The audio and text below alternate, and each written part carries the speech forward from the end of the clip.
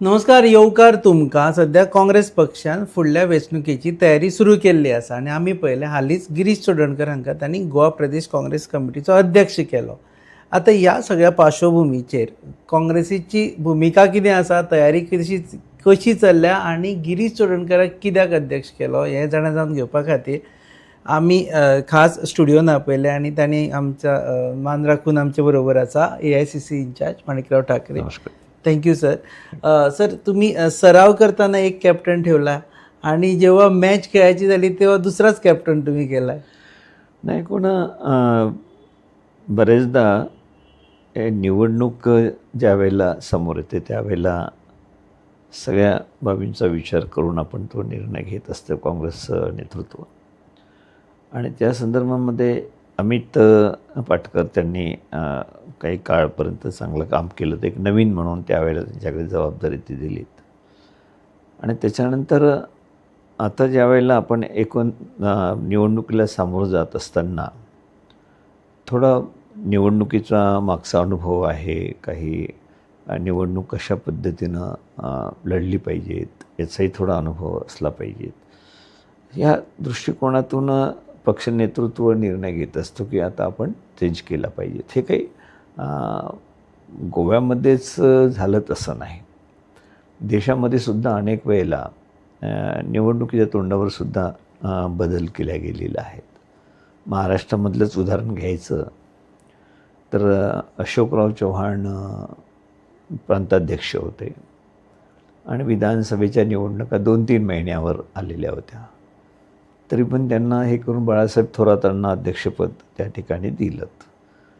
शेवटी हा पक्ष नेतृत्वाचा निर्णय आहे, परंतु सर्वांनाच सहभागी करून घेऊन निवडणूक लढायची असते. प्रामुख्यानं सगळं नेतृत्व एकत्रपणे निवडणूक लढल्या गेलं पाहिजेत. आणि जे पक्ष आदेश असेल किंवा पक्ष जी काही भूमिका घेईल त्याला सर्वांनी प्रतिसाद दिला पाहिजे. काही सेक्शन आहेत जे काँग्रेसमध्ये त्यांना वाटतं की अमित पाटकरांनी एवढं केलं, त्यांनी पक्ष बांधणी केली आणि शेवटी जेव्हा निवडणूक तोंडावर आली तेव्हा त्यांना न विश्वासात घेता गिरीश चोडणकरनं तिकडे आणून बसवलं. नाही असं एकतर हे असतं की बरेच दिवसपर्यंत अध्यक्ष म्हणून काम केल्यानंतर काही जवळचे लोक जुळतात आणि त्यांना भावनिकसुद्धा एक नातं थोडंसं निर्माण होते.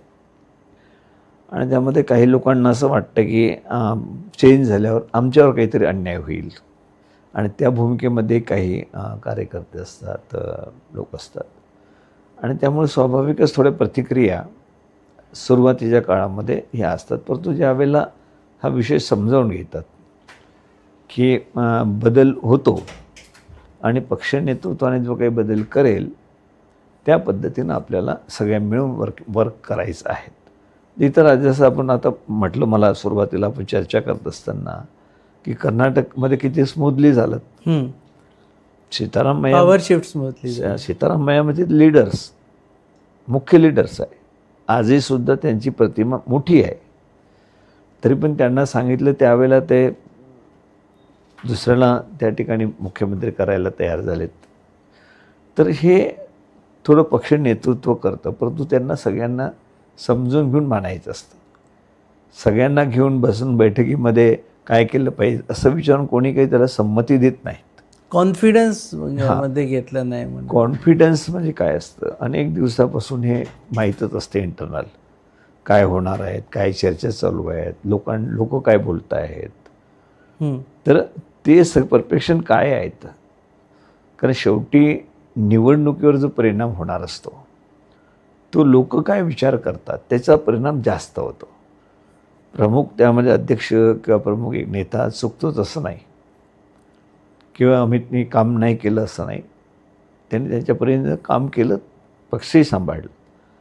परंतु ज्या वेळेला सामाजिक ह्याच्यामधून ज्या काही चर्चा, जे काही लोक बोलत होती त्याला कुठेतरी तसंच घेऊन जायचं किंवा मग कुठेतरी बदल सुचवायचा, हा सगळ्यात महत्त्वाचा भाग होता.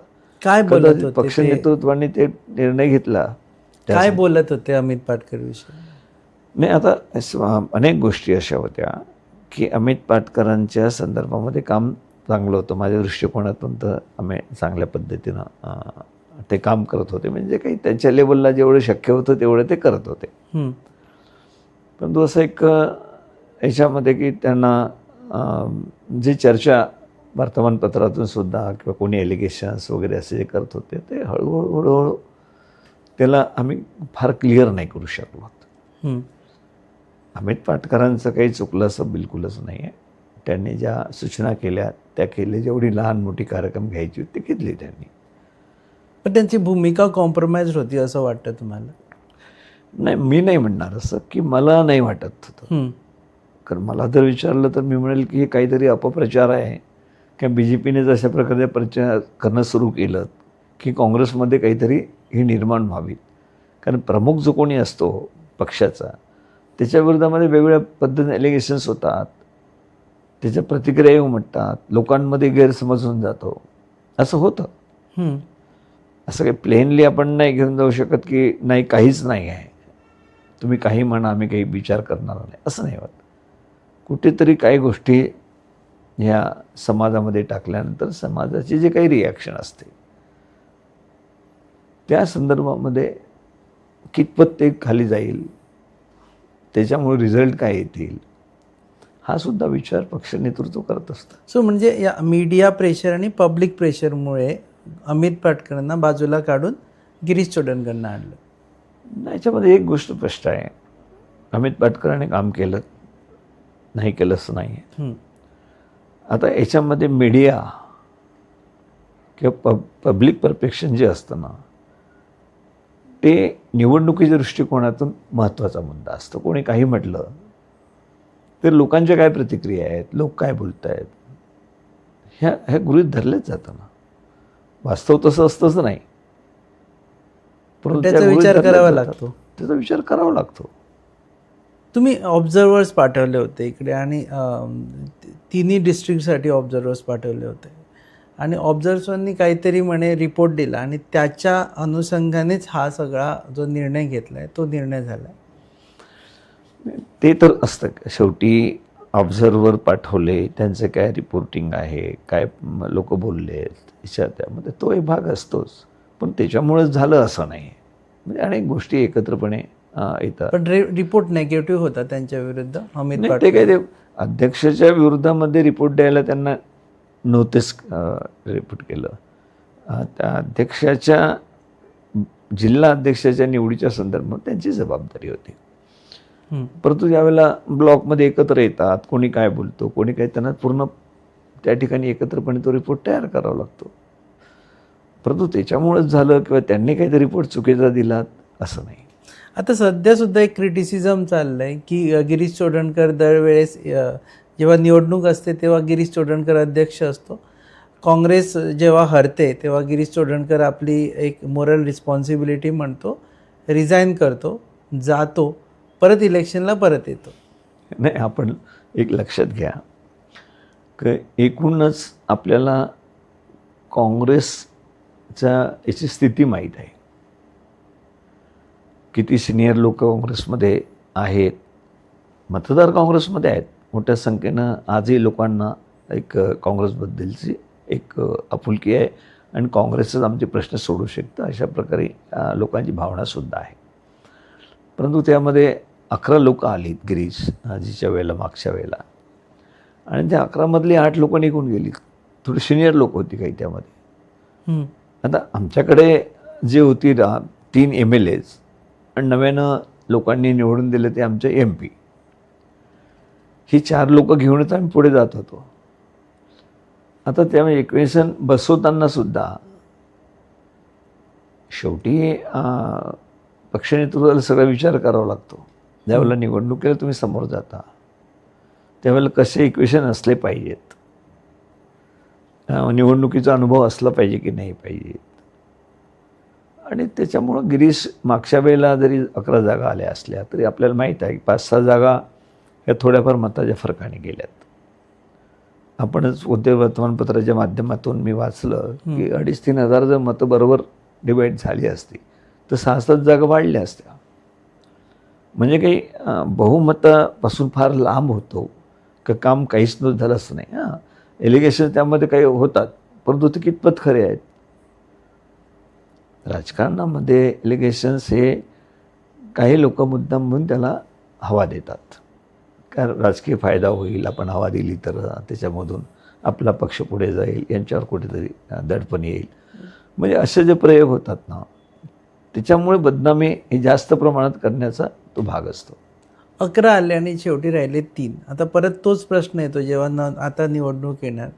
तुम्ही पण तो फेस केला असणार की जेव्हा तुम्ही कुठेही जाणार, मतदारांना भेटणार, ते म्हणतात की तुम्हाला निवडून देऊन काही फायदा नाही, उद्या तुम्ही तेच आमदार तुमचे जातात आणि भाजपला भेटतात आणि भाजप सरकार मजबूत करतात आणि इकडे तुम्ही परत रेड्यूस टू 3 नंबर. मागच्या वेळी तर 1 नंबरवर पण आले होते. कुठेतरी आपण गोव्याच्या दृष्टिकोनातून एक क्रायटेरिया आपण फिक्स केला पाहिजे. आणि मला तरी वाटतं की जी डिफेक्टर म्हणून गेलेली आहेत त्यांना कुठल्याच परिस्थितीमध्ये काँग्रेसमध्ये घेता कामा नये, उमेदवारीही देता कामा नये, हे ठामपणे सांगितलं. आता नवीन अध्यक्ष आमचे गिरीशजी, त्यांनीसुद्धा आमची भूमिका तीच होती आणि तीच भूमिका गिरीशजीने मांडली. तर त्याबद्दलचं आमचं एक मत आहे की डिफेक्टर जे आहेत त्यांना बिलकुल काँग्रेसमध्ये प्रवेश देणार नाही, कधीच नाही. निवडणुकीचं सोडा, पण निवडणुकीनंतरसुद्धा त्यांना त्यांचा राग आहे की त्यांच्यावर विश्वास नाही? नाही, लोकांमध्ये जे प्रतिक्रिया आहेत, जे आपण आताच प्रश्न विचारला किंवा तुम्ही निवडून आणता आणि ती लोक निघून जातात, याला जोपर्यंत तुम्ही पाऊल उचलत नाही की ह्या लोकांना थोडासुद्धा प्रवेश द्यायचा नाही, जनतेमध्ये त्यांच्याविषयी रोष असणारच. किंवा हे निवडून गेलेत, सगळ्या देवांच्या शपथी घेतल्यात, मंदिर, मस्जिद, चर्च, ॲफिडेव्हिट पण लिहिलं, सगळ्या ठिकाणी झालं. आता अशा लोकांना आपण परत निवडून द्यायचं का, हा लोकांनी सुद्धा विचार केला पाहिजे. म्हणजे पार्टी म्हणून आम्ही विचार करतोच आहे, परंतु जनतेने सुद्धा विचार केला पाहिजे की यांना परत निवडून द्यायचं का. कारण अशी प्रवृत्ती हे गोव्याच्या दृष्टिकोनाची तच नाही. तुम्ही एखादा पक्षाचं कमिटमेंट असतं तुमचं, त्यांच्या विचारधारेशी तुम्ही जुळलेले असता आणि विचारधारेशी जुळले असल्यावर तुम्ही एवढ्या मोठ्या प्रमाणात जर लगेच सत्तेत जाण्याकरता तुमची भावना, मानसिकता असेल, तर मग श्रद्धा वगैरे कुठे आहे तुमची? लोकांच्या भावनेची कदर कुठे करताय तुम्ही? पण सर एक बघितलं आम्ही, मागच्या वेळी 10 गेले 1919मध्ये, 22मध्ये 8 गेले, तर 10 सेपरेट होते, 8 सेपरेट होते. म्हणजे ते तुम्ही जेव्हा 22मध्ये इलेक्शन लढवलं तेव्हा ते 10तल्या एकाला पण तिकीट नाही दिली. तुम्ही सांगितले आमचे नवीन फ्रेश फेसेस आहेत, त्यांना निवडून द्या, त्यातले 8 गेलेत. अगेन वी आर एट 26-27 ना, इकडे पण तुम्ही काहीतरी फ्रेश फेसेस देणार. म्हणजे असं नाही की डिफेक्टरना घेतलं होतं आणि ते गेले सोडून, असं काही नाही आहे. म्हणजे तुमची ओरिजिनलच माणसं जी होती तीच सोडून गेली आहे मागच्या 2 इन्स्टन्समध्ये. म्हणजे काही प्रमाणामध्ये मान्य करतो मी ते, परंतु एक आम्ही आज जो नजरेसमोर ठेवलेले आहेत, आम्ही कुठल्याही परिस्थितीमध्ये मेजॉरिटीमध्ये काँग्रेस आल्याशिवाय राहणार नाही, हे आमची खात्री आहे. आणि ज्यावर आपल्याला दिसून येईल की काँग्रेस मेजॉरिटीमध्ये आले, त्यांचे किती शिल्लक राहतात, सगळ्यांची धाव आमच्याकडे राहील. आज काँग्रेस पक्षाचे विचार हे लोकांना पसंत पडत आहेत. राहुलजी ज्या पद्धतीनं वर्किंग पूर्ण देशामध्ये आज करत आहेत, पूर्ण देशातील सगळ्या पक्षांना एकत्र बांधण्याचं काम त्यांनी केलं ते इंडिया आघाडीच्या माध्यमातून. तशा प्रकारे जे विश्वास निर्माण झालेला आहे देश पातळीवर, BJPचा विश्वास कमी झालेला आहे. आजसुद्धा नरेंद्र मोदींच्या संदर्भामध्ये देशामध्ये काय बोलल्या जात आहेत, कशाप्रमाणे लोकशाहीची त्या ठिकाणी हत्या केली जात आहेत, संविधान त्या ठिकाणी पायदळी तोडल्या जात आहेत. संविधानाच्या संदर्भामध्ये जी भूमिका आज BJPची आहेत, त्याच्यावर उद्या चालून मतदानाचा हक्कसुद्धा ते ठेवणार नाही तुमचा. जातीमध्ये, धर्मामध्ये वाद निर्माण करणं आणि सत्तेपर्यंत पोहोचणं, हा उद्देश त्यांचा जो आहे, त्याला राहुल गांधी हे ब्रेक करतायत, मोठ्या कष्टाने ब्रेक करतायत. लोकांना समजावून सांगतायत जे संविधानिक संस्था जे आहेत त्याला पूर्णपणे उद्ध्वस्त करण्याचं काम यांनी केलेलं आहे. पण त्याचा काही आम्ही इकडे बघितलं, जिल्हा पंचायतीची निवडणूक झाली किंवा पंचायत निवडणूक झाली, त्याचा काही इम्पॅक्ट झाला असं दिसला नाही. म्हणजे फॉर एक्झाम्पल बचमध्ये आग लागली आणि सगळ्यांनी ब्लेम केलं की हे सरकार काय करतं, 25 लोक मेली. त्या बर्चचा जो एरिया आहे तिकडे जिल्हा पंचायतमध्ये भाजपच निवडून आली. सो याचा अर्थ असा आहे की विषय कितीही आले आणि कसेही आले तरी पण भाजपच निवडून येते. नाही, तिथे एक गोष्टीचा परिणाम होत नाही. स्थानिक स्वराज्य संस्थांच्या ज्या निवडणुका असतात, लहान निवडणुका, त्या ठिकाणी वर्किंग जो कोणी करतो आहे, लोकांच्या नजरेसमोर आहेत, वर्किंग करतो आहेत, त्यांच्याकडे त्या ठिकाणी कल होतं. ते काही राष्ट्रीय किंवा स्टेट लेवलचे विषय घेऊन त्या ठिकाणी जिल्हा परिषद सदस्य या ठिकाणी हे करत नाही. आणि मागच्या वेळेला आमचे 4 जिल्हा परिषद सदस्य होते, हे आम्ही 10पर्यंत पोहोचलो.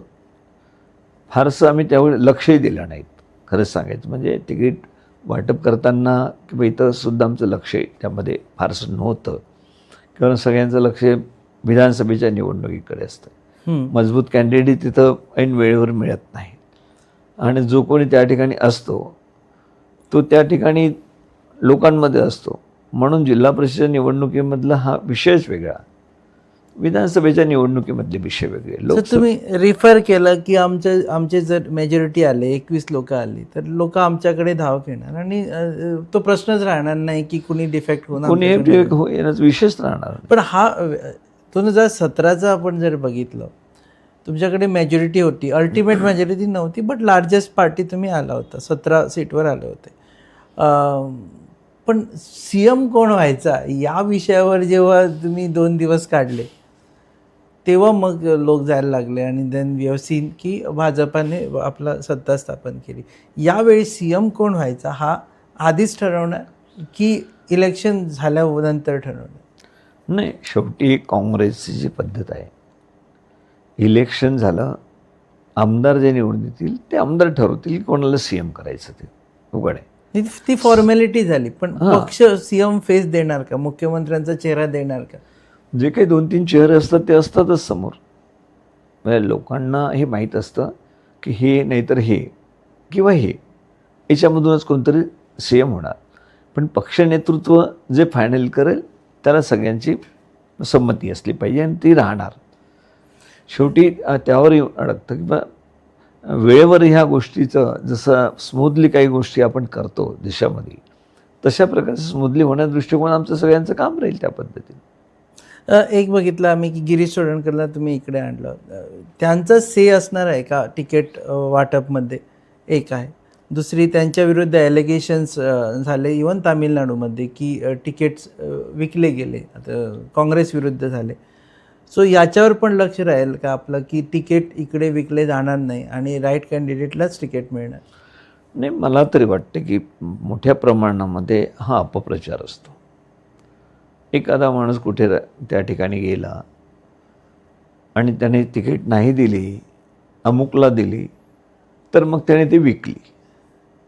आता मला नाही वाटत की गिरीश चोडणकरसारखा, म्हणजे ज्यांच्यावर राहुलजींचा पक्ष नेतृत्वाचा विश्वास आहे, ते त्या ठिकाणी जाऊन काहीतरी चोरी करायला, पैसा थोडा कमवायला त्या ठिकाणी गेलं असेल असं बिलकुल वाटत नाही मला.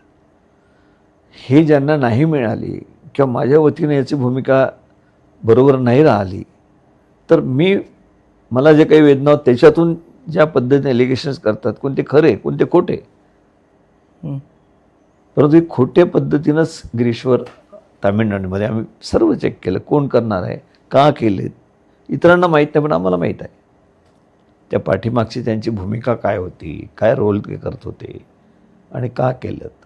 असं जिथे जे काही इथे बोलतात मागच्या वेळेला गिरीशने असं म्हणजे हे केलं, आता मला सांगा तिथे एवढं मोठं इन्चार्ज म्हणून त्या ठिकाणी होते आणि त्यांना कुठल्या कॅन्डिडेटला मला ते हे द्या, आता त्यांच्या हातात सगळं असतं, तिथलं व्यवस्था सगळी ठेवण्याचं सगळी जबाबदारी, आणि कॅन्डिडेटला म्हणणार की तुम्ही मला काही पैसे दे, हे मला नाही पटत खरं सांगायचं.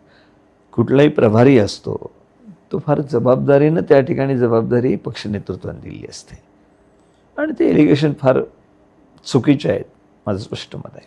दुसरं म्हणजे गिरीश चोडणकरचा फायनल से असणार का तिकीटमध्ये की पक्षश्रेष्ठी? एक गोष्ट असतं, आमचं तिकीट वाटपायचं जी काही पद्धत आहे ते एक तर ज्यांनी ॲप्लिकेशन्स वगैरे केले असतात, स्टेट लेवलला एक कमिटी असते, ज्या कमिटीमध्ये आता 7 लोक 10 लोक जे प्रमुख आहेत, जे दोन्ही राहील, याच्यामध्ये गिरीश चोडणकरही राहणार, CLP लीडरही राहणार, एक्स PCC प्रेसिडेंटही राहणार, MP राहणार, ही सगळी एक टीम राहते स्टेट लेवलला. ही ज्यावेळेला तिकीट 1-2 नावं फायनल करतात, ती लिस्टवर जाते. त्यानंतर स्क्रीनिंग कमिटी असते आणि स्क्रीनिंग कमिटीनंतर CEC, ही तिकीट वाटपाची पद्धत आहे. त्यामुळे सिनियर लीडर जे आहेत, असं काही एकट्याच्या मनाने काहीच नसतं की अध्यक्ष म्हणेल तसंच किंवा CLP लीडर म्हणेल तसंच. त्यांचं रिकमेंडेशन तुम्ही ऐकणार की हां, 100% ते ऐकावंच कंपल्सरी आहे. ते जे हे रिकमेंडेशन करेल तेच पुढे नावं जातील. त्यामुळे सगळ्यांचा सहभाग असणार. असं नाही की हा अध्यक्ष झाला आणि मग त्या अध्यक्षांच्या ज्या काही चांगल्या सूचना असेल त्या नाकारल्या, असं नाही होत. या सगळ्यांना घेऊनच पुढे जायचं आहे. त्यासाठी आमची ड्युटी आहे, इन्चार्ज म्हणून जो ड्युटी आहे ते सगळ्यांचंच आहे, त्यामध्ये असलं पाहिजे. आणि काय योग्य आहेत, 3-4 आर्ग्युमेंट त्याच्यामध्ये होतं आणि त्याच्यानंतर आमची भूमिका काय आहे ती कळवल्या जाते आणि मग फायनल होतात. सर, मागील 2-2.5 वर्षात तुम्ही इकडे प्रभारी म्हणून काम बघितलंय. What is your observation? तुम्हाला काय वाटतं की काय व्हॉट इज गोईंग रॉंग, काय चुकीचं घडतं काँग्रेसमध्ये ज्याच्यामुळे ही सगळी परिस्थिती उद्भवते की माणसं सोडून जातात किंवा एक ट्रस्ट डेफिसिट असतो किंवा पुढचं इलेक्शन फेस करण्यासाठी थोडा प्रॉब्लेम होतो? त्याच्यामध्ये स्पष्ट आहे की जे काही मला 2-2.5 वर्षामध्ये दिसून आलं, BJPच्या विरोधामध्ये वातावरण जात आहेत आणि आमचे प्रयत्न हे राहिले की काँग्रेस ही पुढे आली पाहिजेत आणि तशा प्रकारचे प्रयत्न केलेत. आणि आपण पाहिलं असेल बाकी पण पक्ष आहेत, त्यांचं परफॉर्मन्स आम्ही पार्लमेंटमध्ये एक जागा आम्हाला मिळाली, 3च MLA आमचे होते, तरी पण ती जागा निवडून आली. आमचा कॅन्डिडेटही चांगले होते, त्यांच्यासोबत बाकीच्यांनी सगळ्यांनी चांगलं काम केलं. इतर पक्षातील सहयोगी पक्ष होते त्यांनी मदत केली आणि निवडणूक आम्ही जिंकलो. या सगळ्यांना जे डिव्हाइड जे होतं की एका विचाराच्या मतामध्ये जे फ्लॅक्शन पडल्या जातात, त्यामुळे BJPला वाव मिळतो. म्हणूनच आम्ही ते स्पष्ट जाहीर केलं आहे की सगळ्यांना आम्ही घेऊन जाणार, ज्यांना ज्यांना BJP पक्षाला हरवायचं आहे ते आमच्यासोबत येतील अलायन्सचा. हां, पण त्यांनी काय विचार करायचा पहिले, BJPला हरवायचं का मग आपल्यामध्ये मतविभागणी झाली पाहिजेत म्हणून प्रयत्न करायचे.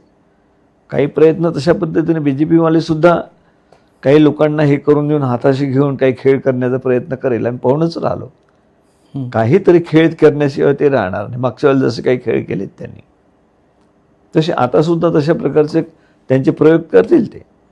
पण आम्ही सतर्क आहोत. लोकांना हेच सांगतो आम्ही, BJPला हरवायचं आहे तर आपण एकत्र आलं पाहिजे. त्यांच्या सगळ्या पक्षाच्या तशा भूमिका असल्या पाहिजेत. गोवा फॉरवर्ड तर म्हणतो चला आम्ही अलायन्स करूया म्हणून, they are waiting for your response. ते म्हणतात की काँग्रेसकडनं रिस्पॉन्स येत नाही आम्हाला.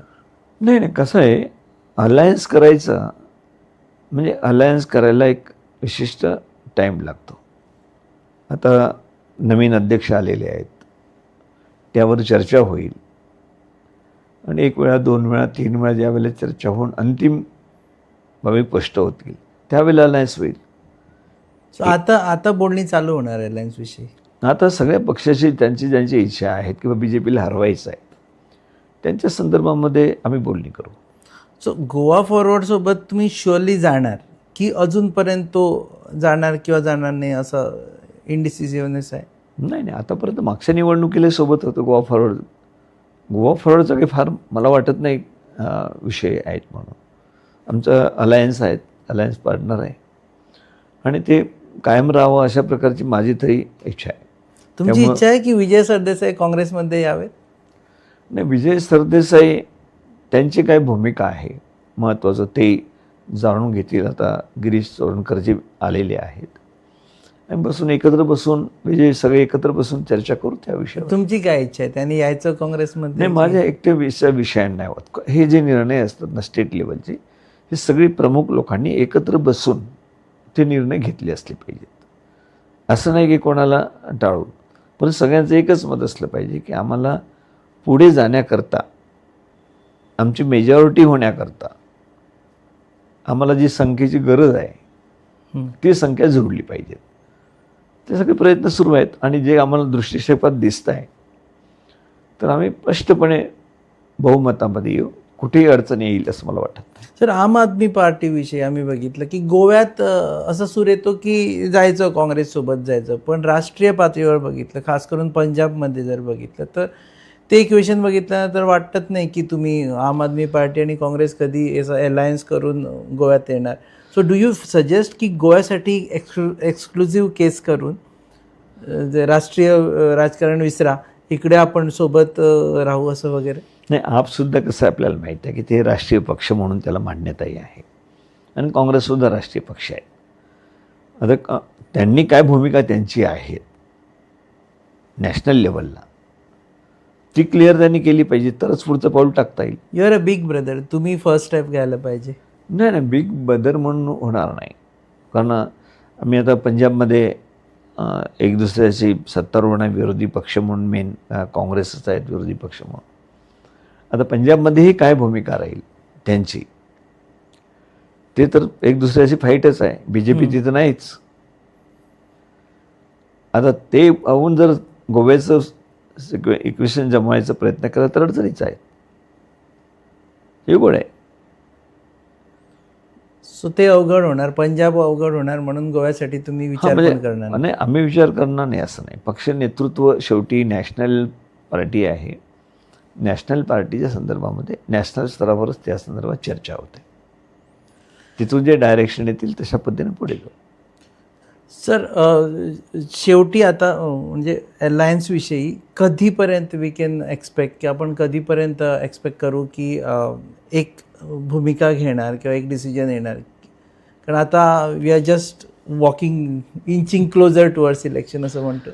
नाही, पहा, ह्याच्यामध्ये अलायन्सच्या संदर्भातला जो विषय आहे, भूमिका स्पष्ट आहे की आमची BJPला हरवण्यासाठी कोण अलायन्स करण्याची आमची तयारी, जी आमच्या विचाराशी सहमत पार्टी आहे त्या सगळ्या पार्टीशी. आता याच्यामध्ये एकदम फार 6 महिने अगोदर आम्ही बसलो चर्चा करतो आहेत असं होत नाही, कुठल्याही राज्यात होत नाही. जेवढा काही मला अनुभव आहे, आम्ही अनेक राज्यामध्ये किंवा महाराष्ट्रामध्ये तर मी जवळजवळ 7 वेळामध्ये लोकसभेच्या 2 वेळा निवडणुका, विधानसभेच्या, लोकल बॉडीच्या कित्येक निवडणुका, सगळ्या ठिकाणी अलायन्स केलं. मी जेवढ्या वेळेला होतो त्यावेळेला मला अलायन्सलाच बसावं लागलं. 10 पक्ष होते आणि 10 पक्षाची अलायन्स करण्यासाठी मी एकटाच बोलायचं तुमच्या माहितीसाठी. पवारसाहेबांसोबत सुद्धा अलायन्स करताना मीच त्या ठिकाणी चर्चा करायची. परंतु ते कसं असतं, एकदम फार 6 महिन्यांच्या वर्षभर अगोदर अलायन्स आमचं झालं असं नाही, पण त्यांना त्यांचं माहीत असते कुठल्या जागा त्यांच्या 100% विन होणार आहेत. आम्हालाही माहीत असतं आमच्या कुठल्या जागा विन होणार आहेत. त्यामुळे त्यांचे कार्यकर्ते इथं काम करत असतात आणि काँग्रेसचे कार्यकर्ते काम करत असतात. एका विशिष्ट परिस्थितीच्यामध्ये गेल्यानंतर त्या संदर्भात बसून मग ती सीट तुमची का, आमची का, ग्राउंड लेवलला काय स्थिती आहेत, ही चर्चा म्हणून स्वाभाविक आहे. मग थोडे कमी अधिक ह्या गोष्टी होतात आणि मग तसं फायनल होतं. सर्वे वगैरे करणार तुम्ही? नाही, सगळेच पक्ष सर्वे करून घेतात. तसं आमचं अलायन्सच्या पूर्वी सर्वे करणार? अर्थातच. ते कोणताही पक्ष असलं तर आपली काय स्थिती आहे हे तपासून घेणं हे त्यांचंही काम असतं. कारण त्यांना आपल्या पक्षाचं माहीतच नसलं की आमचं काय परिस्थिती आहे. मनाने ठरवून वेगळं की हे माझा, हे माझा, हे माझं इथे मागे पुढे मागे झालं आतासुद्धा आम्ही त्या ठिकाणी विन होऊ, हे बोलणं वेगळं. पण प्रॅक्टिकल त्या ठिकाणी यूज घेत असताना पक्षाला तरी स्वतःहून माहीत पाहिजे आपल्याला की आपण नेमकं काय बोलतो आहे, कोणती जागा मागतो आहे. टेंटेटिव्हली कधी होणार सर हे सगळं? म्हणजे लवकर करण्याचा प्रयत्न आहे. 2-3 महिने आता गिरीशजी आता अध्यक्ष म्हणून आले आहेत. आता ह्या चर्चा आमच्या होतील, PSCमध्ये होतील, नंतर काय सगळेजणं त्याच्यामध्ये सगळ्यांचा विश्वासात घेऊन करावं लागणार आहे. ते आम्ही घेऊ, सगळ्यांना विश्वासात घेऊ. परंतु एक मात्र प्रश्न की जे BJP जर लढायला तयार आहेत त्यांना आमची भूमिका राहील की सोबत घेऊन आम्हाला पुढे जायचं आहे. एक्सेप्ट आम आदमी पार्टी, नाही एक्सेप्ट ते राष्ट्रीय पक्ष, मी तर सांगितलं आपल्याला. राष्ट्रीय पक्ष त्यांची- सोडून लोकल पक्ष. हां, ते दिल्ली स्तरावर चर्चा जर जे करतील ते काही आम्हाला सूचना करतील त्या पद्धतीनं आम्ही पुढे जाऊ. शेवटी नॅशनल लेवलच्या पार्टीसोबत नॅशनल स्तरावरच बोलल्या गेलं पाहिजे, कारण तिथले काही इश्यूज वेगळे असतात त्यांचे. Okay, thank you very much sir, तुम्ही वेळ दिला म्हणून. Thank you. So I will sum up this entire conversation Konkani. अनेक लोकांना मराठी कळत नाही म्हणून. सो कारण आता लाईव्ह असल्यामुळे अनेक कॉमेंट्स पण आलेत की कोंकणीमध्ये सांगा म्हणून. So I am just telling them की ते म्हणटा की अलायन्स जर घडोवन हाडपाचें आसत जाल्यार आतां सुरू जातली, उलोवणी सुरू जातली. गिरीश चोडणकर आयिल्ले आसा, ताजे उपरांत ते उलोवणी सुरू करतले. एलायन्स खूब पयलीं अशें जायना, 8 म्हयन्या पयलीं अशें जायना, 6 म्हयन्या पयलीं अशें जायना. ते आतां कालांतरान एलायन्स जातले आनी जे पक्ष भारतीय जनता पक्षाक हरोवपा खातीर तयार आसा त्या पक्षां कडेन आपले एलायन्स जातले. गिरीश चोडणकरा कडेन धुरा दिल्या गोंयची आनी ते म्हणटा तांचो अनुभव आनी तांचे लॉयल्टी टुवर्ड्स पार्टी हें पळोवन आनी तांचो अनुभव खास करून इलेक्शना वेळावयलो अनुभव पळोवन तांचे कडेन हातान धुरा दिल्ली आसा. कांय जाणांक घडये इनिशियली वायट दिसलां आसत, पुणून ते तशें जाता आनी इव्हेंच्युअली म्हणटा की सगळे जाण ते आयकतले आनी गिरीश चोडणकराच्या फुडारपणा खालाच काँग्रेस फुडें वतली. सीटाचे जी विकपाचे विशय आसा की सीट विकता हेजे विशीं म्हणटा की दे आर रुमर्स, अशें कांय ना, कोणूच सीट विकिना आनी थोड्या पयशां खातीर कोणूच पार्टी कडेन डिसलॉयल जावचो ना. This is in reference to a question on Girish Chodankar in Tamil Nadu आनी तांचेर मागीरय एलिगेशन जालें की सिटां विकली गेली म्हणून about that. And Amit Patkar he says की अमित पाटकरान काम केलें संघटने खातीर, संघटना बांदली, पूण कांय जी दुसपूस जी थ्रू मिडिया जाताली आनी पब्लीक परसेप्शन जें जातालें तें आडोवपा खातीर सद्या तरी लिडरशीप चेंज केल्ली आसा आनी काँग्रेस बहुमतान सरकार घडयतले आनी जेन्ना बहुमत आसा तेन्ना तांचे आमदार सोडून वचपाची गरज ना म्हणटा ते. On the other end other people will join Congress and join Congress party's government if there are some independents. That is what. Thank you, sir. Thank you very much. Thank you. आभारी आहे. You are watching Hub and Counter on your favorite channel Goa News Up. Keep watching us.